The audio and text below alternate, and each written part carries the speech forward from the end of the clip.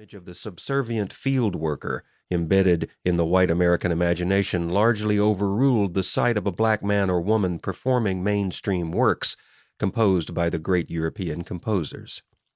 In the world of composition, artists commonly bring their cultural origins and familiar forms of expression into the process as a central feature of their work.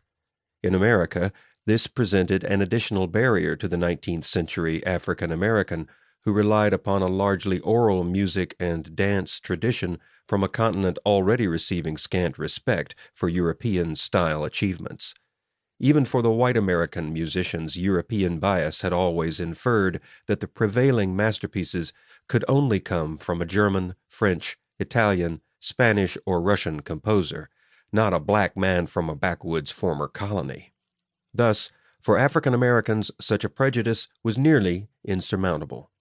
Perhaps the greatest feat of all was to convince an elite concert-going public that mixing European and African musical features merited at the least respectability and at the most a sense of appreciation. To the white tie audience, those African forms included dance maneuvers honed and enjoyed in fields and alleyways. Many musical techniques for accompanying these forms were developed on the banjo and other folk instruments, unthinkable for an invitation to the concert hall. Despite a general dearth of African American names rising to musical prominence during the years of Reconstruction, black talent existed in good measure for both popular and classical genres, and among the most notable musicians celebrated in the present day is composer Scott Joplin, who in his day earned the moniker King of Ragtime. Joplin's use of ragtime as a piano genre was as natural to African American dances as the waltz was to Europeans. The new African-based musical language grew to such popularity that piano rags were programmed on formal classical programs. Originally employed as a verb, as in to rag a rhythm, the genre was first referred to as the jig piano style.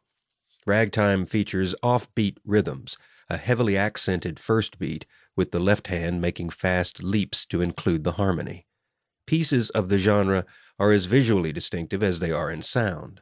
Popular with honky-tonk pianists working along the Mississippi and Missouri rivers, ragtime became the predominant style of American popular music by the end of the 19th century. Dance steps like the cakewalk, inspired by minstrel shows featuring modes of black banjo playing,